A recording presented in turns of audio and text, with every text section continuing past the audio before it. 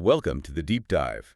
If you've ever kept fish, whether it's in a tank or maybe a backyard pond, you definitely know the struggle with algae.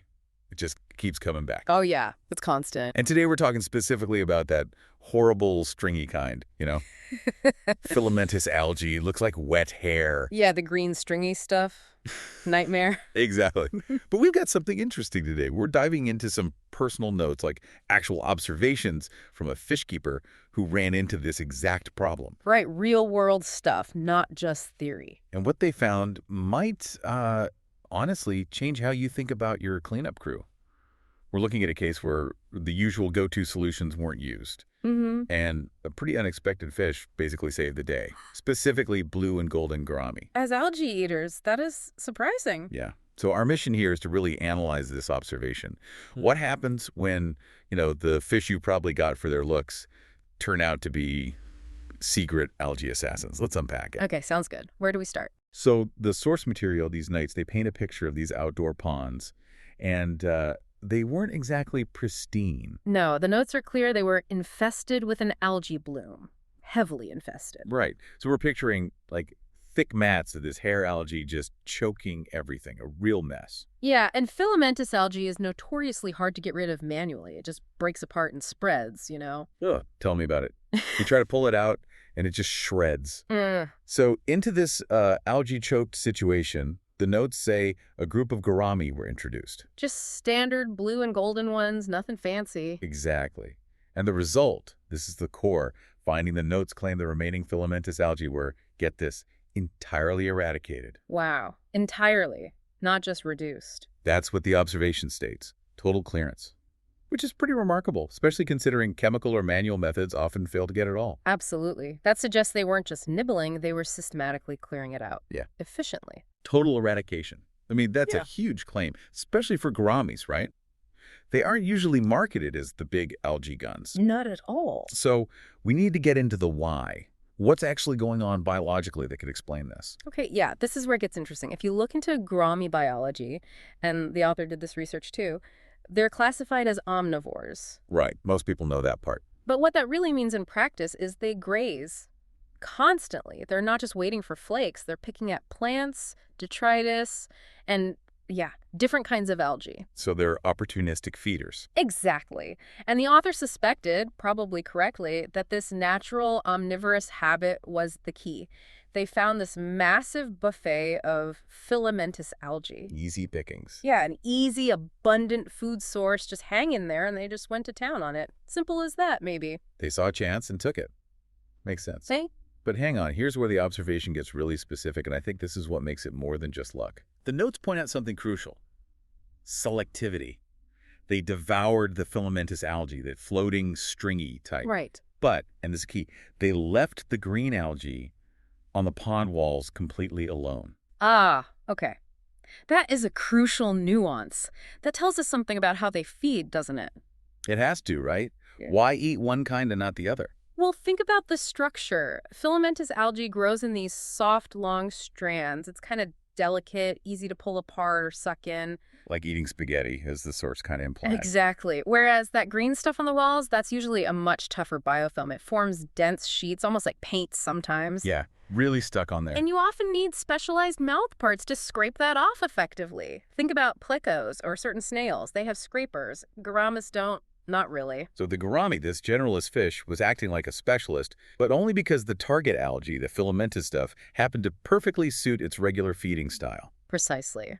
It wasn't about preferring algae in general. It was about preferring food that's easy to eat. Texture matters. Why work hard scraping walls when you've got soft, tasty strands floating right in front of you? That's the efficiency of an omnivore strategy, often. Maximize gain, minimize effort. It's applied ecology right there in the pond.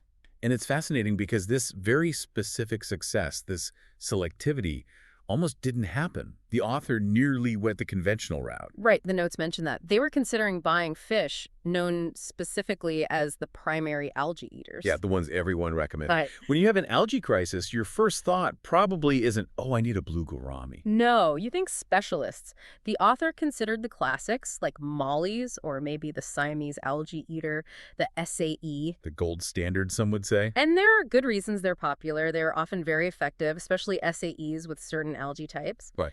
But this observation, if we step back, it shows that sometimes that conventional wisdom, relying on the specialist, might have drawbacks the generalist avoids. The gourami just worked. Yeah. Better, maybe, in this specific situation. Okay, tell us more about those drawbacks. Why might the gourami have been a better fit here than, say, an SAE or Mollies? Well, take the SAE, great algae eaters, especially young ones. Mm. But they can be sensitive to temperature swings, which you definitely get in outdoor ponds, right? Especially outside the tropics. Sure, temperature stability can be an issue outdoors. And as SAEs get older, sometimes their interest in algae wanes a bit, especially if you feed them other things. Plus, some can get a bit territorial or nippy. Okay, so potential issues there. What about Mollies? They seem pretty adaptable. Mollies are great, really hardy fish. They do eat some softer algae types. But two things. One, they breed like crazy, so you can suddenly have way more fish than you planned. Population explosion. And two, while they nibble algae, their impact on a really heavy infestation of filamentous algae in a large pond might not be as total as what was observed with the gouramis. They also tend to prefer warmer water, similar to SAEs. So the gouramis, these blue and golden ones, they were tough enough for the pond conditions. Apparently so. Robust. And they happen to have the perfect feeding style for the worst kind of algae, the stringy stuff, while ignoring the less problematic wall algae. Exactly. Targeted removal, almost by accident. They hit the aesthetic nightmare but left the beneficial surfaces alone. It's just a fantastic example of how, watching carefully what happens in your own specific setup. Yeah, empirical evidence. Can challenge the standard advice. Yeah. The notes clearly showed the generalist gourami was more than up to the job. Maybe even perfect for it. And it highlights a potential risk with some heavy-duty specialists, too, doesn't it? How so? What risk? Well, you mentioned the gouramis leaving the wall algae. If you introduce a really aggressive scraper, like a big pleco maybe, Right. their job is to scrape those surfaces clean, but those surfaces host beneficial bacteria, the biofilm that's part of the pond's natural filtration. Ah, so the specialist might be too good, scraping away beneficial stuff along with the nuisance algae. Potentially, yes. They could damage that essential microbial layer or even delicate plants. The gourami's selective approach avoided that. It just ate the free-floating nuisance strands. So you get the cleanup you want, but maybe with less risk to the overall pond health, lower collateral damage. Precisely. It's a neat balance. This is so relevant for anyone listening, whether you've got a huge outdoor pond or just, a standard aquarium at home. It really says, observe your own system. Don't just jump to the expert fish recommendation without thinking maybe the fish you already like. Might be doing the job or could do it if the conditions are right. Exactly. Okay, so let's try to sum this up. What are the big takeaways from this specific observation? Well, first, it strongly suggests blue and golden gourami can be really effective and, importantly, selective controllers of filamentous algae, at least in pond-like settings. Okay, potent and selective. Got it. Second, their success seems tied directly to their natural omnivorous grazing. They're just taking advantage of an easy food source that happens to match their feeding style. Right. Structure matters. Easy to eat texture. And third, that selectivity means they target the main problem algae without necessarily harming the beneficial biofilms on surfaces, which is a huge plus compared to some aggressive scrapers. Yeah, it's a great story of finding the right ecological niche almost. The generalist becoming the perfect specialist for that moment, for that specific problem. It really is. It fit the need perfectly. So let's leave our listeners with something to chew on, a final thought. Okay. Well, building on this, it really makes you question the whole idea of specialization, doesn't it? Especially in fish keeping or aquaculture. How do you mean? We tend to think success comes from the highly specialized tool, the fish specifically bred or known for one job, like the algae eater. Yeah, we look for the label. But those specialists often come with baggage, right?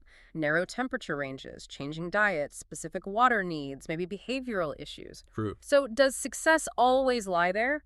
Or could it be that more often the real resilience, the effective solution, comes from a robust generalist, a species that's adaptable? and can step up to perform a specific role efficiently when the environment demands it, like the gouramis did here. Exactly. Maybe the key isn't the label, but the adaptability. How many other generalist fish or insects or whatever in our tanks and ponds are doing vital jobs we don't even notice just because the conditions lined up? Hmm.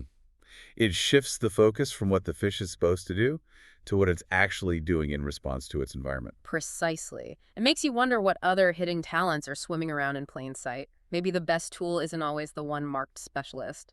Something to think about.